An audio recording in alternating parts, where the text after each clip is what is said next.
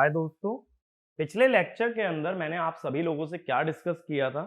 हम लोगों ने लॉजिक फैमिली का कंसेप्ट स्टार्ट किया था, जिसके अंदर हमने सबसे पहले समझा कि एक बीजेटी कैसे वर्क करता है। फिर मैंने सबसे पहली लॉजिक फैमिली आपको इंट्रोड्यूस की आरटीएल लॉजिक, जिसके अंदर हमने देखा कि जो बेसिक गेट बनता है वो है नॉर गेट। ऐसा मत सोचना उससे और गेट्स नहीं बन सकते। और गेट्स माने अदर गेट्स, ठीक है, ऐसा नहीं और गेट। तो अदर गेट्स भी बन सकते हैं, बट सबसे पहला गेट जो उससे रियलाइज होता है वो कौन सा है? NOR gate. फिर हमने देखा अगली लॉजिक फैमिली के बारे में, दो जो की थी डीटीएल, डायोड ट्रांजिस्टर लॉजिक। उसमें हमने देखा कि बेसिक गेट बनता है नैंड गेट। उसका फैन आउट सिर्फ होता है 8। उसका फैन आउट बढ़ाने के लिए हमने क्या किया था? एक डायोड की जगह ट्रांजिस्टर लगाया था। फिर डीटीएल में ही अगर सभी डायोड्स को ट्रांजिस्टर से रिप्लेस कर दें तो जो इनपुट वाले डायोड होते हैं उसकी जगह जो ट्रांजिस्टर लगता है वो कौन से रीजन में ऑपरेट करता है?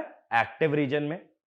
अगर वो एक्टिव रीजन में ऑपरेट कर रहा है तो उसका करंट हाई होता है। करंट हाई होने की वजह से वो चार्जेस को जल्दी रिमूव कर सकता है। तो टीटीएल लॉजिक फैमिली का टर्न ऑफ फास्टर होता है as compare to DTL logic. TTL का हमने सिर्फ एक वेरिएशन देखा था लास्ट वीडियो के अंदर, जो कि था ओपन कलेक्टर आउटपुट। ठीक है, अब हम लोग आगे बात करेंगे टीटीएल लॉजिक फैमिली के बारे में ही। तो टीटीएल का मतलब क्या था अपना? टीटीएल का मतलब था ट्रांजिस्टर ट्रांजिस्टर लॉजिक। ठीक है, ये था। अब मैंने बताया था इसके अंदर जनरली 3 वेरिएशन होते हैं, एक ओपन कलेक्टर, एक टोटेम पोल और एक ट्राई स्टेट। तो अब मैं नेक्स्ट वेरिएशन की तरफ बढ़ रहा हूं, that is totem pole output. ठीक है, टोटेम पोल आउटपुट। तो ये लॉजिक गेट पहले हम बनाते हैं, क्या वेरिएशन होगा ये समझना। जैसे ओपन कलेक्टर में था, मैं 3 की जगह 2 ही इनपुट दिखा रहा हूं। ठीक है, मल्टी एमिटर ट्रांजिस्टर बनता है। फिर इसका एक बेस कलेक्टर रीजन होता है जो कि डायोड का काम करता है। यहां हमने रेजिस्टेंस लगाया था 4 किलो ओम का। फिर ये एक और बीजेटी से जुड़ता है जिसमें नीचे यहां पे 1 किलो ओम का रेजिस्टर था। इसके कलेक्टर को हमने जोड़ा था 1.6 किलो ओम से। फिर इसके एमीटर से हमारा ट्रांजिस्टर जुड़ा था, जिसको हमने किससे कनेक्ट किया था? नीचे ग्राउंड से। और इसका ये कलेक्टर टर्मिनल ओपन रखा गया था। अब इसको ओपन नहीं रखना है, इस वाले केस में क्या करते हैं, इसको भी यहां से कनेक्ट करते हैं एक रेजिस्टेंस, एक ट्रांजिस्टर और एक डायोड से। ठीक है, इस तरह से कनेक्ट कर लेंगे। ये रेजिस्टेंस होता है 130 ओम का, और ये ट्रांजिस्टर जो जुड़ेगा, ये ट्रांजिस्टर थोड़ा सा नीचे हमें बनाना पड़ेगा। ये यहां से जुड़ता है और ये हो जाता है VCC। ठीक है, अब की बार यहां पे 3 नहीं 4 ट्रांजिस्टर हैं, Q1, Q2, Q3, Q4। ठीक है, तो सर्किट में जो हमने चेंज किया है वो इतना पार्ट चेंज कर दिया है। ठीक है ना, इसको बोलते हैं टोटेम पोल आउटपुट। ये बात क्लियर है? तो इसमें एक पॉइंट लिखो, in totem pole output, in totem pole output we replace the passive pull up resistor. In totem pole output we replace the passive pull up resistor by a combination of transistor, diode and a resistor. by combination of transistor, diode and a resistor. ठीक है, it is called as active pull up. It is called as active pull up. Next point, since Q3 sits on the top of Q4, since Q3 sits on the top of Q4, it is called as totem pole. It is called as totem pole. ठीक है, तो output में अगर देखोगे तो Q3 Q4 के ऊपर है या Q3 Q4 के ऊपर रखा गया है, तो इसीलिए इसे क्या बोलोगे, टोटेम पोल। मेरी बात समझ आ रही है? पहले यहां पे सिर्फ एक रजिस्टर था और मैंने क्या बताया था, वो भी चिप के अंदर नहीं था, वो हमने बाहर से लगाया था। लेकिन अब इतना फैब्रिकेशन चिप के अंदर ही कर दिया है, तो ओपन कलेक्टर से बस इतना चेंज हुआ है। यानी ये है अभी भी नैंड गेट में, फंक्शनैलिटी कहीं चेंज नहीं कर रहा, मैं सिर्फ क्या चेंज कर रहा हूं, ये आउटपुट टर्मिनल। अब मान लो ये जो आउटपुट है V0, यहां पे लोड में कुछ कैपेसिटेंस है। ये कैपेसिटेंस कहां से आ रही है? देखो, हर लॉजिक गेट किससे बना है, ट्रांजिस्टर से। ट्रांजिस्टर में पीएन जंक्शन होने की वजह से बनती है कैपेसिटेंस। ट्रांजिस्टर में हमेशा क्या होगी, कैपेसिटेंस। अब एक लॉजिक गेट आगे कई लॉजिक गेट को चलाएगा, उनमें भी ट्रांजिस्टर होंगे और ट्रांजिस्टर में क्या होगी, कैपेसिटेंस। इसीलिए यहां पे क्या दिखा सकते हो, कैपेसिटेंस। तो ये वाला भी एक पॉइंट लिख लो, since logic gates are made up of transistors, since logic gates are made up of transistors, which contain capacitances,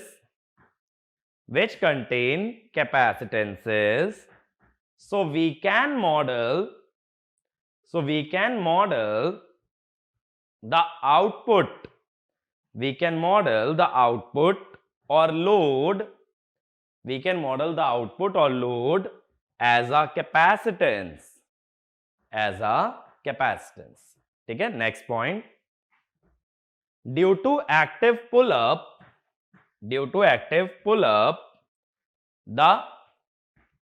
the turn off time is reduced,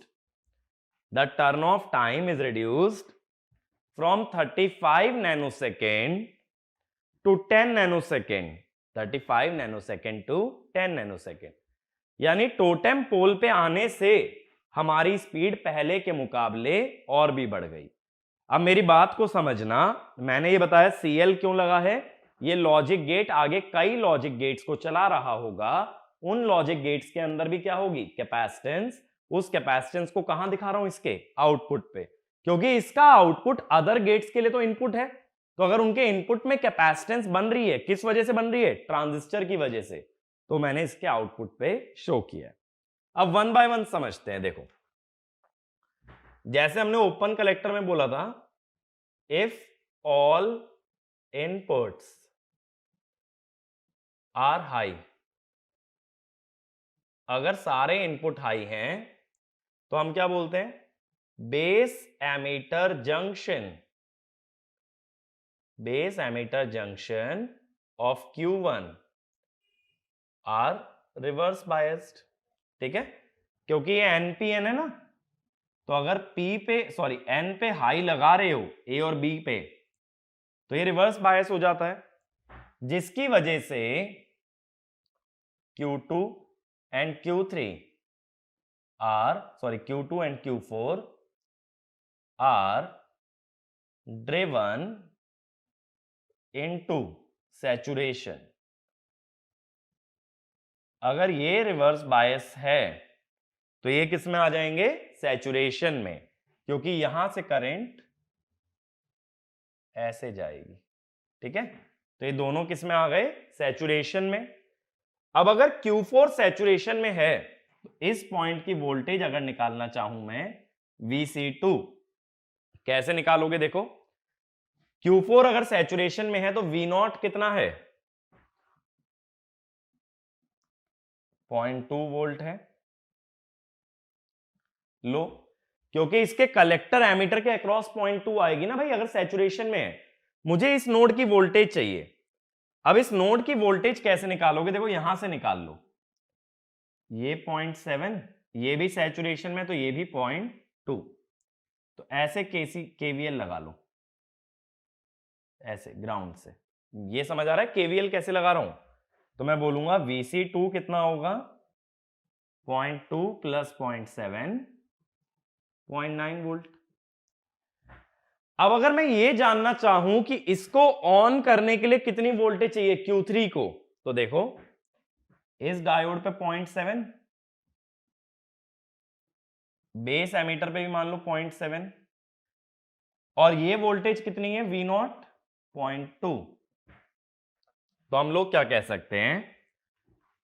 to trigger या टू टर्न ऑन Q3 कितनी voltage चाहिए? Base पे 0.2 plus 0.7 plus 0.7 यानी 1.6। लेकिन कितनी मिल रही है? इसका बेस माने C2, यही तो है इसका बेस। जो Q3 का बेस है वो इसका तो कलेक्टर है। कितनी वोल्टेज आ रही है कलेक्टर पे? 0.9, और इसको कितनी चाहिए? 1.6। इसका मतलब क्या हुआ? Q3 is of, Q3 of रहेगा। इसका मतलब देखो ये वाला ऑपरेशन नॉर्मल चल रहा है। जब दोनों इनपुट हाई होंगे तो ये वाला जंक्शन रिवर्स बायस, करंट जाएगा इसके बेस में, ये सैचुरेशन में, इसका करंट गया Q4 में, ये भी सैचुरेशन में, आउटपुट आ गया लो, और ये ऊपर वाला सर्किट काम नहीं करेगा। जब Q4 ऑन होगा तो Q3 ऑटोमेटिकली हो जाएगा ऑफ। तो इसमें लिखना when all inputs are high, when all inputs are high, then Q3 is in cutoff region. When all inputs are high, then Q3 is in cutoff region, and the working of the circuit is identical to open collector output, is identical to open collector output। ठीक है, इतनी बात समझ आई? अब आगे चलते हैं। ये तो एक स्टेट की बात हो गई ना, जब सारे इनपुट हाई हैं तो आउटपुट क्या आ रहा है? लो। वो तो वैसे भी नैंड गेट में होता ही है। अब आगे की बात करता हूं। अब देखो अगर मैं एक भी इनपुट को लो कर दूं, if any input is made low, जैसे ही कोई भी इनपुट लो होगा उसका बेस एमीटर जंक्शन क्या हो जाएगा? फॉरवर्ड बायस हो जाएगा। जैसे ही बेस एमीटर जंक्शन इसका फॉरवर्ड बायस में आएगा, ये Q1 इस तरह से डिजाइंड होता है, किस में काम करने लगता है? एक्टिव रीजन में। फिर किस टाइप से करंट फ्लो होता है? मैंने ओपन कलेक्टर में भी समझाया था करंट कैसा फ्लो होता है। फिर करंट कुछ इस टाइप से फ्लो होता है, ठीक है, जिसका मतलब है कि charges are extracted from Q2 and Q4, जो कि ओपन कलेक्टर में भी हो रहा था। तो Q2 Q4 किस में चले जाएंगे? कट ऑफ में। ठीक है, तो जैसे ही एक भी इनपुट को लो कर दोगे तभी Q2 और Q4 चले जाएंगे कलेक्टर, सॉरी, कट ऑफ में। अब तो ये नहीं चलेगा ना 0.2 वोल्ट वाला फंडा, तो ये हटा देता हूं कि V0 0.2 है, ये दोनों कट ऑफ में चले गए। ठीक है, अब क्या होगा? लेकिन लोड पे जो कैपेसिटेंस है due to CL, V0 can't change instantly. ठीक है, वी नॉट तो एकदम से नहीं बदलेगा ना, क्योंकि लोड पे क्या लगा है, कैपेसिटेंस। तो ये अभी भी ऑलमोस्ट कितना है, 0.2 है। अब अगर ये 0.2 है, ये दोनों ट्रांजिस्टर कट ऑफ में आ गए ना, Q2 और Q4। अब यहां से देखो, ऐसा करंट आने की वजह से ऐसा करंट आ जाएगा, ठीक है। ये मैं करंट दिखा देता हूं, सपोज आई, ये आई करंट आने की वजह से, ड्यू टू आई। अब आई ऐसे ही क्यों गया, क्योंकि देखो Q2 कट ऑफ में है, तो Q2 में तो कोई करंट जाएगा नहीं, तो ऊपर से आने वाला सारा करंट किस में घुस गया, Q3 में। जब पहले ये सैचुरेशन में था, तो ऊपर से आने वाला करंट किस में जा रहा था, Q2 में, तब वो Q3 में नहीं जा रहा था। एक चीज सोचो, ऊपर से आने वाले करंट के पास दो रास्ते हैं, या तो वो Q2 में चला जाए, या तो वो Q3 में चला जाए। जब ये ऑन था तो Q2 से गया, जब वो ऑन है तो ये किस में जाएगा, Q3 में। यानी ऐसा कह दो, जब Q2 ऑन है तो Q2 से निकल गया, जब Q2 ऑफ है तो किस में जाएगा, Q3। तो Q3 में अगर जाएगा तो Q3 ऑन हो जाएगा, Q3 ऑन हो गया। अब Q3 अगर ऑन हो गया तो Q3 से करंट फ्लो करने के कारण ये कैपेसिटर चार्ज होने लगेगा, due to current flow through Q3, Cl starts to charge। Cl charge होने लगेगा ना, और एकदम से हाई करंट फ्लो करने से Q3 आ जाएगा सैचुरेशन में। तो इसमें लिख लेना, when Q2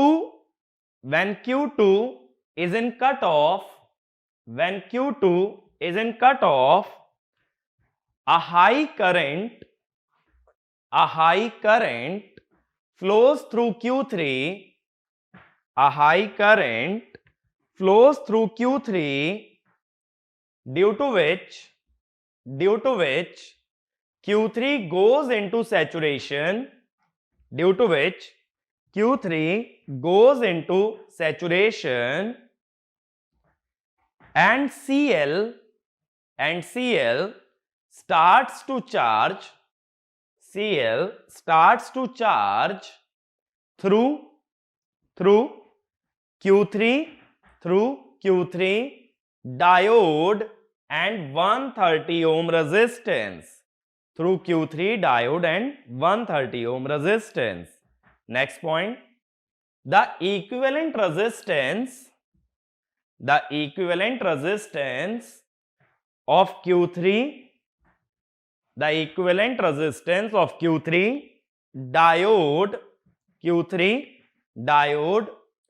and 130 ohm resistor, Q3 diode and 130 ohm resistor is much less than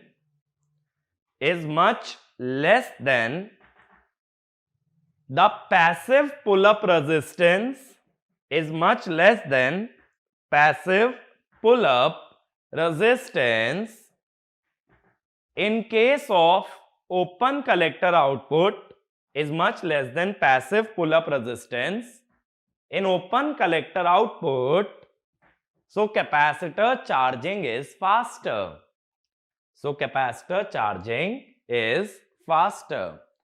देखो इस बात का क्या मतलब है, ये कैपेसिटर किस किस से चार्ज हो रहा है, 130 ओम, ट्रांजिस्टर और डायोड।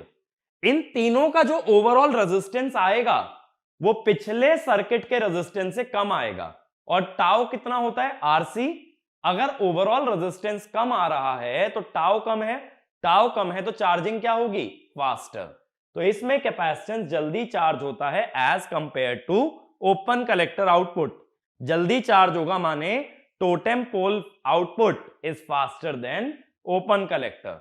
और यही मैंने अभी लिखवाया था कि एक्टिव पुल अप यूज करने से इसका जो टर्न ऑफ टाइम है वो 35 नैनोसेकंड से आ जाता है 10 नैनोसेकंड। बात समझ आ रही है, सिंपल सा रीजन, इसका ओवरऑल रेजिस्टेंस कम आता है पैसिव पुल अप से, और रेजिस्टेंस कम तो टाउ कम तो चार्जिंग फास्टर। ठीक है, ये वाली बात समझ आई। अब इसमें लिखना, after capacitor charges Q3 Q3 goes into active region, Q3 goes into active region, so it stays in saturation, for small duration, तो जो मैंने बोला था हाई करंट की वजह से ये सैचुरेशन में आ गया। अब धीरे धीरे देखो क्या होगा, इस पॉइंट का वोल्टेज बढ़ने लगेगा जैसे जैसे कैपेसिटर चार्ज होगा, इस पॉइंट का वोल्टेज बढ़ेगा तो इस पॉइंट का वोल्टेज बढ़ेगा। कैसे? V0 प्लस 0.7 प्लस 0.7, तो एक्चुअल में ये जो वोल्टेज है ये अभी कितनी है? V0 प्लस 1.4 इतनी है ना। जब ये वोल्टेज बढ़ता जाएगा तो ये करंट घटने लगेगा, VCC minus VC2 by R। अगर करंट कम होने लगेगा तो ये किस में चला जाएगा? सैचुरेशन। ठीक है, तो अगर करंट कम होने लगेगा ट्रांजिस्टर का तो सॉरी ये किस में चला जाएगा? एक्टिव रीजन में। मेरी बात क्लियर हुई? ठीक है, तो देखो हमने क्या बोला, पहले बहुत हाई करंट फ्लो करने की वजह से, अगर देखो बेस करंट हाई रहता है, अगर बेस करंट बहुत ही हाई होता है तो ट्रांजिस्टर चला जाता है सैचुरेशन में। अब धीरे धीरे बेस करंट कम होने लगेगा तो वो किस में आ जाएगा? एक्टिव रीजन में। मेरी बात क्लियर है? क्योंकि सैचुरेशन में देखो क्या होता है, ये कंडीशन है ना सैचुरेशन की, तो मैंने यही तो बोला अगर IB हाई रहता है तो ट्रांजिस्टर किस में आएगा? सैचुरेशन में, क्योंकि बीटा IB हाई हो जाएगा। लेकिन अब मैं क्या बोल रहा हूं, V0 बढ़ने से VC2 बढ़ता है, VC2 बढ़ने से बेस करंट घटता है और ट्रांजिस्टर किस में आ जाता है? एक्टिव रीजन में, where IC is beta IB। तो शुरुआत में देखो V0 बहुत ही कम था तो VC2 बहुत ही कम था, और VC2 कम होने से एकदम से हाई करंट आया था बेस में, और हाई करंट से किसमें था? सैचुरेशन में। अब जैसे जैसे V0 बढ़ने लगेगा ये बेस वाला करंट कम होने लगेगा और ये किसमें आ जाएगा? एक्टिव रीजन में। तो ये ध्यान रखना, अगर कोई पूछे कि Q3 का ऑपरेशन कैसा होता है, ये स्मॉल ड्यूरेशन के लिए सैचुरेशन में जाता है बट ओवरऑल ज्यादातर किस में रहता है? एक्टिव रीजन में। मेरी बात क्लियर हुई? ठीक है, अब हमें इतनी चीज क्लियर है। इसमें देखो ओवरऑल अगर मैं बातें याद करूं कि क्या क्या याद रखना है मुझे, तो जब दोनों इनपुट हाई हैं तब तो आउटपुट लो ही रहेगा, Q3 कंडक्ट नहीं करेगा, Q4 सैचुरेशन में रहेगा। अब जैसे ही कोई भी इनपुट लो होता है Q4 और Q2 चले जाते हैं कट ऑफ में, Q3 चला जाता है सैचुरेशन में, और धीरे धीरे जब ये लोड कैपेसिटेंस को चार्ज करता है तो ये किस में आ जाता है? एक्टिव में। बस फर्क क्या है? ओपन कलेक्टर आउटपुट के मुकाबले ये फास्टर है। अब इसके डिसएडवांटेज लिखो। डिसएडवांटेज लिखना, during the transition of output from low to high, during the transition of output from low to high, Q4 turns off slowly, as compared to Q3 turn on, low to high transition माने, पहले मैंने बोला था ना V0 लो है, फिर जैसे ही मैं किसी भी इनपुट को लो ले गया था तो कैपेसिटर क्या होने लगा था? चार्ज। तो मैं यही बोल रहा हूं, जब ये कैपेसिटर चार्ज होता है तो इसका टर्न ऑफ ऊपर वाले के टर्न ऑन से स्लो है, यानी ये इतनी जल्दी बंद नहीं होने वाला। अगर ऊपर वाला चालू हो गया और ये बंद नहीं हुआ तो क्या होगा? एक समय पे दोनों ऑन होंगे। जब कभी दोनों ऑन होंगे तो करंट को एक देखो सीधा रास्ता मिल गया ऐसे ग्राउंड में जाने का, और कभी भी करंट को ऐसा रास्ता देना सही नहीं होता, क्योंकि अगर सप्लाई से ग्राउंड तक एक रास्ता बन जाए तो बहुत हाई करंट फ्लो करता है। तो इसी पॉइंट में आगे लिखना, सो Q3 and Q4 conduct simultaneously, Q3 and Q4 conduct simultaneously, and a high current flows from supply to ground, and spikes are generated, and spikes are generated. ठीक है, spike तो बनेगा बनेगा, सोच करके देखो क्यों नहीं बनेगा। जब एकदम से हाई करंट आएगा तो ग्लिच तो आएगा कुछ ड्यूरेशन के लिए। तो ये प्रॉब्लम होता है टोटेम पोल आउटपुट का। फायदा ओपन कलेक्टर से तेज है, पैसिव रेजिस्टेंस की जगह एक एक्टिव ट्रांजिस्टर का यूज किया है, इसका फास्ट स्पीड हो गया। और नुकसान क्या है कि कुछ ड्यूरेशन के लिए करंट सप्लाई से ग्राउंड जाएगा, जिसकी वजह से आउटपुट में स्पाइक्स आते हैं। अब अगला लिखो शॉर्ट की टीटीएल। ठीक है, ये तो हुआ टोटेम पोल। टोटेम पोल से अगला लिखना शॉर्ट की टीटीएल। अब देखो जैसे शॉर्ट की डायोड होता है, ऐसे ही शॉर्ट की टीटीएल का मतलब क्या है कि हम लोग क्या करते हैं, बेस कलेक्टर जंक्शन में, बेस कलेक्टर जंक्शन के अक्रॉस हम एक शॉर्ट की डायोड लगा देते हैं। तो मैंने बात कर रहा हूं शॉर्ट की टीटीएल की।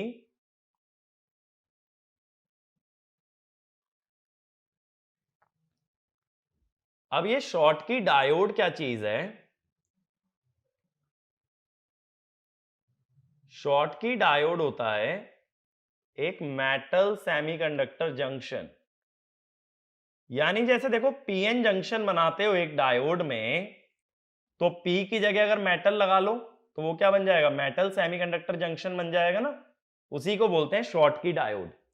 अब मैंने क्या बोला, जो भी ट्रांजिस्टर है उसका बेस कलेक्टर जंक्शन जो है उसके अक्रॉस क्या लगा दो, एक शॉर्ट की डायोड, यानी उसके पैरेलल में एक शॉर्ट की डायोड लगा दो। ये क्या करेगा, ये ट्रांजिस्टर को सैचुरेशन में नहीं जाने देगा।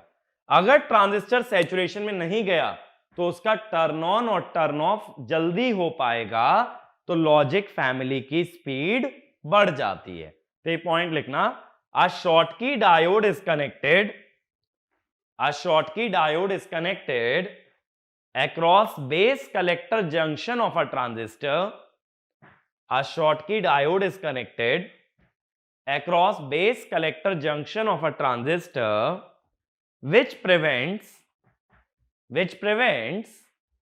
transistor going into saturation, which prevents transistor going into saturation, and hence turn on and turn off are faster, and hence turn on and turn off are faster, and propagation delay is reduced, and propagation delay is reduced। ठीक है, तो Schottky का कोई भी advantage पूछे, ये वाला TTL बहुत फास्ट होता है क्योंकि यहां ट्रांजिस्टर सैचुरेशन में नहीं जाता। लेकिन देखो सैचुरेशन में ना जाने का ना एक नुकसान भी है। अगर ट्रांजिस्टर कभी सैचुरेशन में गया ही नहीं तो किस रीजन में गया होगा, एक्टिव में। भाई कट ऑफ में ऑफ है तो ऑन में तो दो ही ऑप्शन बचे, या तो एक्टिव या सैचुरेशन। यहां मैंने बोला सैचुरेशन में गया ही नहीं, तो किस में रहा, एक्टिव में।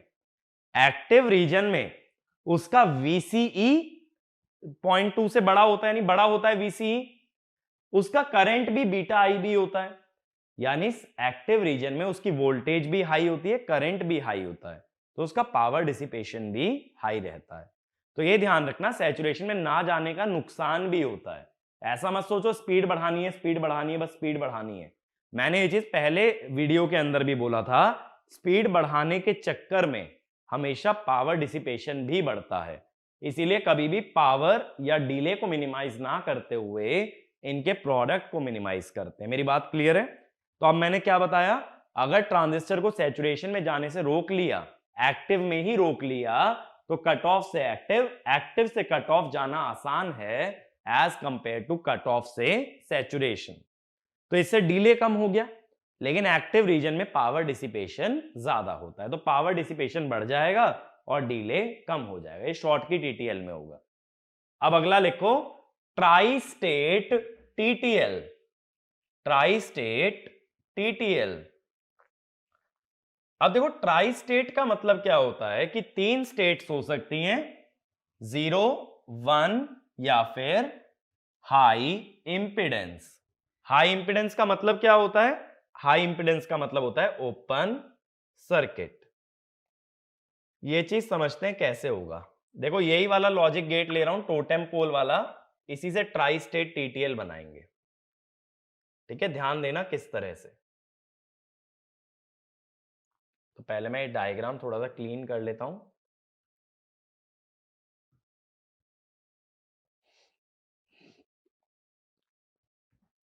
ठीक है,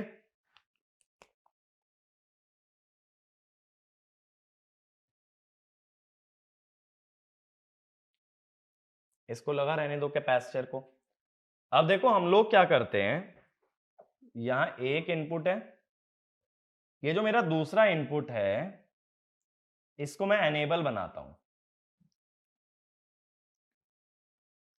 ये है अपना एनेबल, यानी इस बार एक इनपुट है और एक क्या है, एनेबल।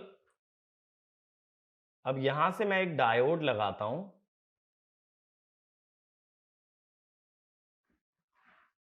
तो मैंने बेसिकली देखो क्या चेंज किया है, एक डायोड एक्स्ट्रा यूज किया है और दूसरा इनपुट क्या कर दिया, एनेबल। अब इस सर्किट का वर्किंग समझते हैं। ये डायोड तो पहले से था, एक और आ गया कि ये सर्किट काम कैसे करता है। देखो अगर एनेबल 0.2 वोल्ट हुआ यानी लो हुआ, अगर एनेबल लो हुआ तो एक चीज सोच के देखो, डायोड के कैथोड पे अगर लो वोल्टेज लगा दी तो डायोड ऑन हो जाएगा। तो मैं बोलता हूं D2 turns on, D2 on हो जाएगा ना, क्योंकि कैथोड पे लो वोल्टेज लगा दी। अब ये वोल्टेज होती है Vc2, तो Vc2 कितना बन जाएगा बताओ, 0.2 तो लगाइए, 0.7 डायोड का ड्रॉप होगा तो कितना आ गया, 0.9 वोल्ट। और जैसा अभी हमने टोटेम पोल में बोला था, 0.9 में क्या होगा, 0.9 वोल्ट पे Q3 तो ऑन हो नहीं सकता।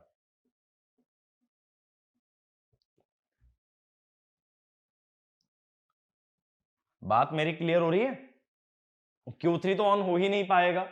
Q3 क्यों नहीं ऑन हो पाएगा, क्योंकि अगर 0.9 है, Q3 को कम से कम कितना वोल्टेज चाहिए, 0.7 कम से कम 1.4 चाहिए, क्योंकि Q3 रिक्वायर्स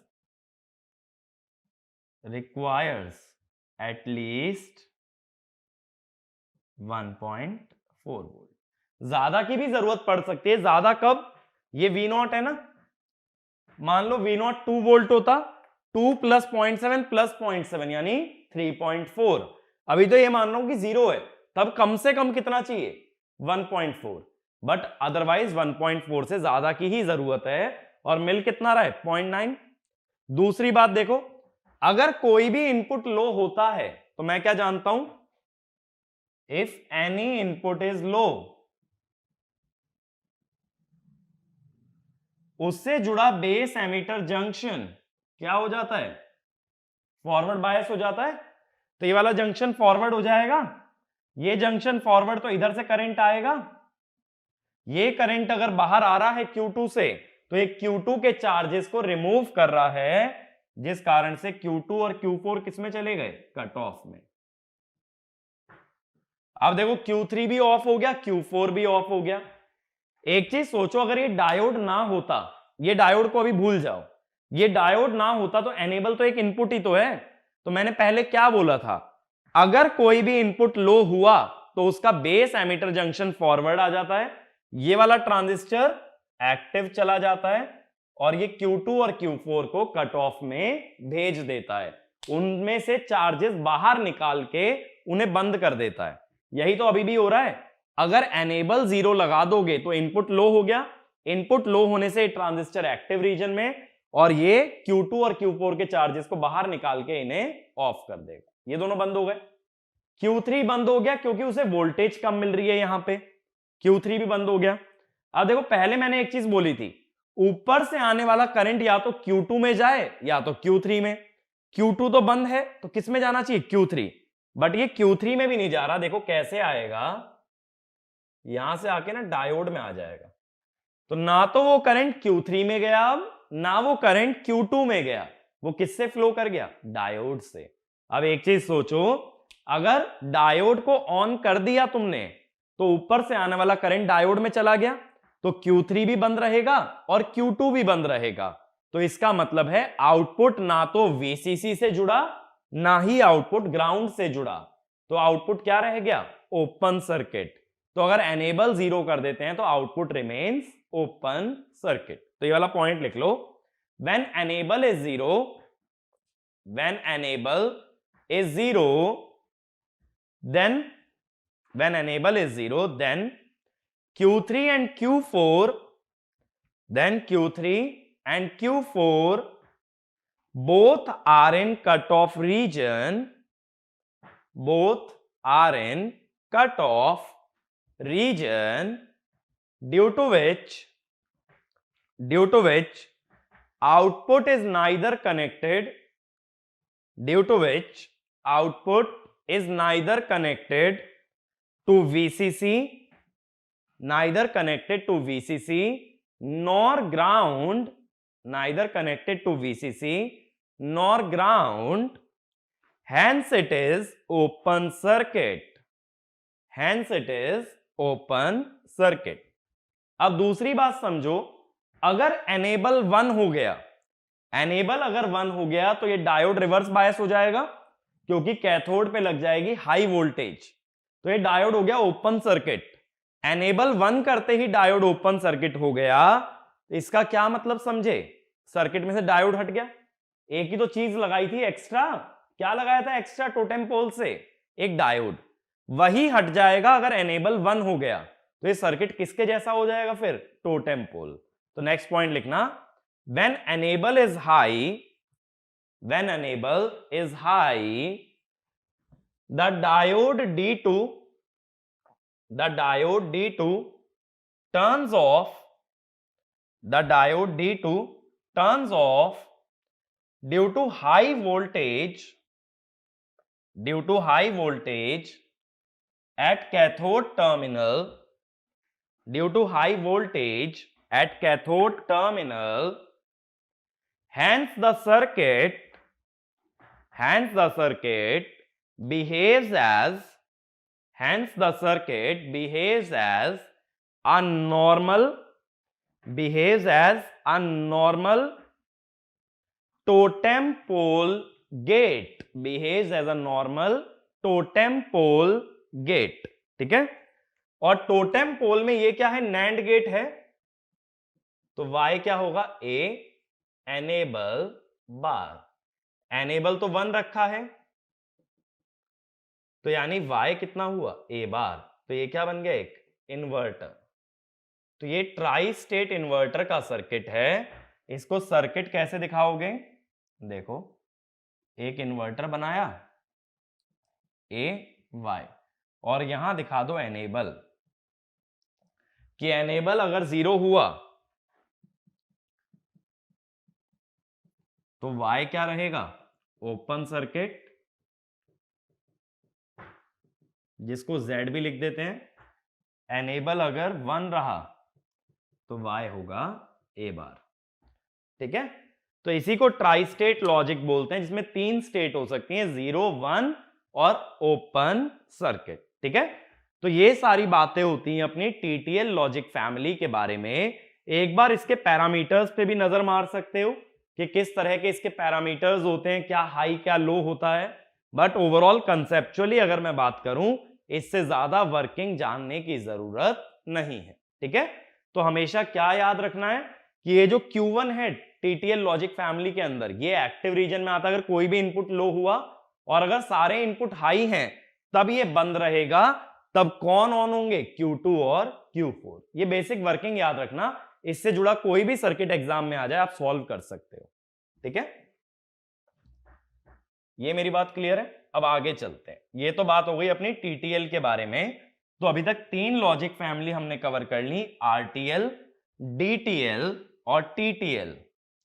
अब नेक्स्ट लिखना, integrated injection logic, integrated injection logic, short form में लिखते हैं I square L, I square L। Integrated injection logic. अब देखो ये लॉजिक फैमिली जो है ना बहुत आसान है, ये टीटीएल डीटीएल के मुकाबले तो बहुत ही आसान है। इंटीग्रेटेड इंजेक्शन लॉजिक ये वर्क करती है वोल्टेज की जगह करंट पे। तो यहां पे एक ट्रांजिस्टर को as a current source use करते हैं जो कि दूसरे ट्रांजिस्टर को चलाता है, इसीलिए ये वाला लॉजिक फास्ट होता है।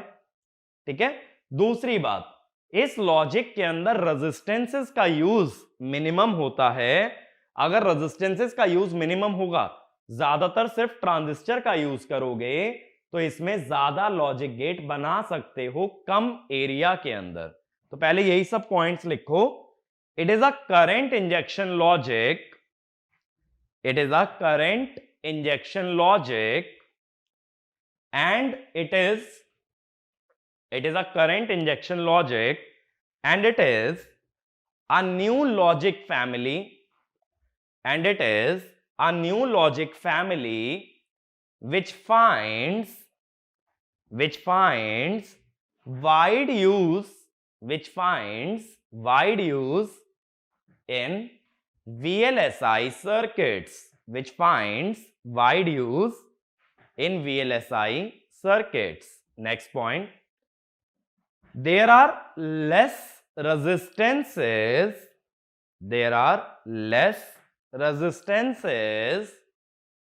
so packing density is higher, and more number of logic gates can be built in small area,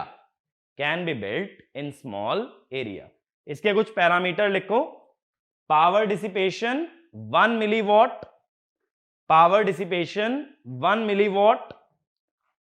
power delay product 4 picojoule, noise immunity 0.35 volt, fan out equal to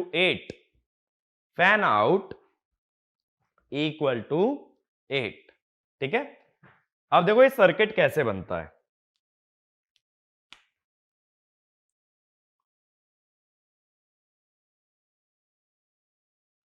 ठीक है, एक्चुअल में वाला transistor हम जो current source की तरह चलाते हैं ना, वो पीएनपी लेते हैं।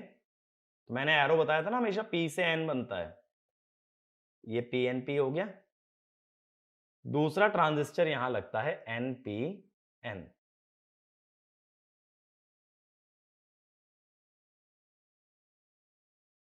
इस तरह से सोचो, वीसीसी। अब यहां है इनपुट, ठीक है। अब इसमें देखो क्या होता है, अगर ये इनपुट लो होता है तो इस वीसीसी से आने वाला करंट ऐसे चला जाता है, तो इसका जो बेस करंट होता है वो हो जाता है 0 एम्पियर। बेस करंट अगर 0 तो ट्रांजिस्टर, बेस करंट अगर आ ही नहीं रहा तो ट्रांजिस्टर कौन से रीजन में होगा, Q2 कट ऑफ। ठीक है, Q2 अगर कट ऑफ हो गया तो जो आउटपुट है, आउटपुट क्या हो जाएगा, हाई, सिंपल। ठीक है, अगर इनपुट लो कर दोगे तो Q1 का सारा करंट किस में चला जाएगा, इनपुट में, Q2 में जाएगा ही नहीं। Q2 में अगर करंट गया नहीं तो Q2 क्या हो गया, कट ऑफ, और उस कारण से आउटपुट हो गया हाई। सेम वे में देखो, अगर इनपुट हाई लेते हैं तो क्या होगा,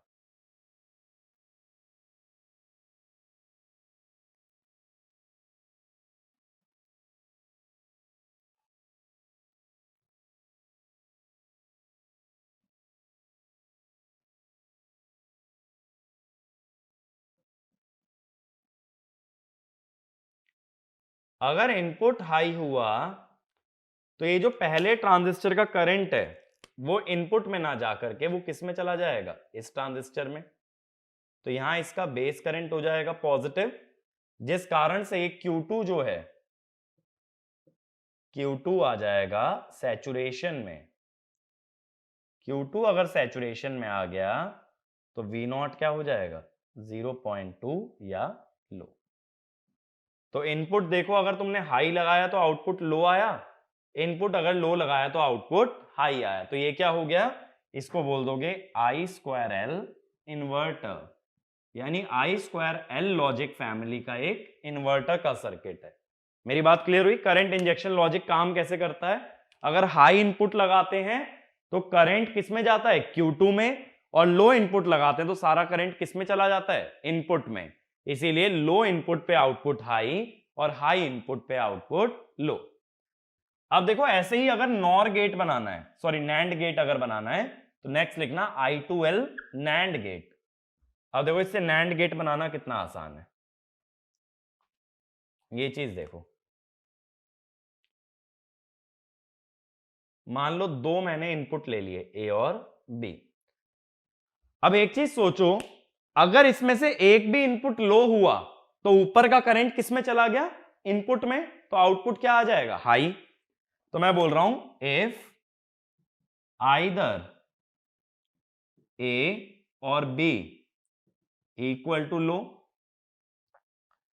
तो IQ1 गोज इनटू इनपुट, जिस वजह से बेस में जाने वाला करंट जीरो, Q2 किस में आ गया, कट ऑफ, और V0 क्या हो गया, हाई। कोई भी इनपुट लो होने से आउटपुट हाई हो जाएगा। और अगर दोनों इनपुट हाई हैं तब करंट के पास कोई चॉइस नहीं है, उसे किस में जाना पड़ेगा, Q2 में। अगर करंट के पास कोई रास्ता नहीं है, उसे Q2 में एंटर करना पड़ेगा, तब ये क्या हो जाएगा, आउटपुट लो। तो मैं कह रहा हूं अगर A और B 1 है तब आउटपुट क्या आएगा, लो। तो Y क्या हुआ, AB का बार। ठीक है, जब दोनों 1 होंगे तभी आउटपुट लो आ सकता है। मेरी बात समझ आई? तो देखो इन्वर्टर से नैंड जाना कितना आसान था। मैंने सिर्फ क्या किया, उस पॉइंट पे एक की जगह मैंने दो इनपुट्स को जोड़ दिया, क्या बन गया ये एक, ये बन गया एक हमारा नैंड गेट। अब ऐसे नेक्स्ट लिखना I2L NOR gate, I2L NOR gate. अब नॉर गेट कैसे बनाएंगे ये देखो। अच्छा हाँ, दूसरी चीज जो मैं बताना भूल गया, जितने भी सर्किट बनाया ना उसमें इसके बेस को ग्राउंड कर लेना।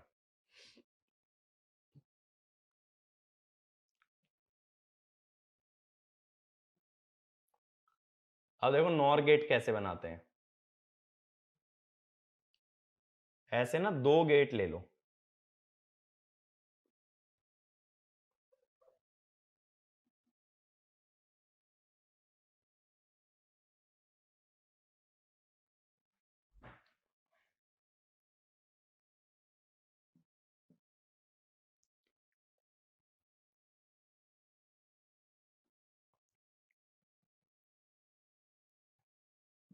ये दो इनपुट हो गए ना, देखो A और B।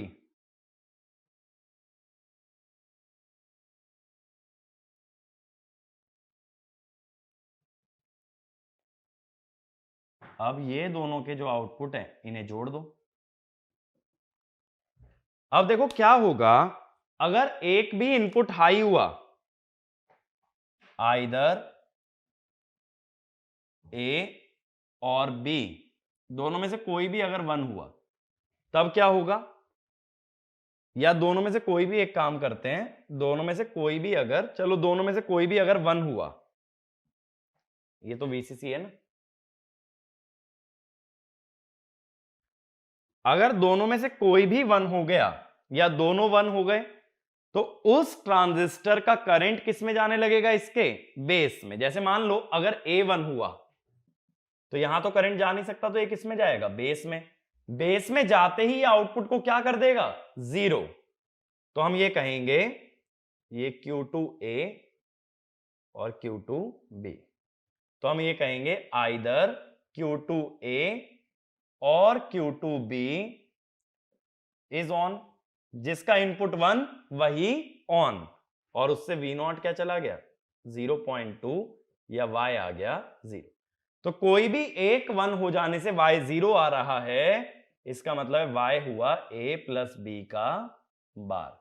कोई भी 1 हुआ तो आउटपुट 0 आ जाएगा। मेरी बात क्लियर हुई? मैंने क्या बोला, अगर कोई भी इनपुट 1 हुआ तो ऊपर से आने वाला करंट इनपुट में ना जाके किस में चला जाएगा, Q2 में।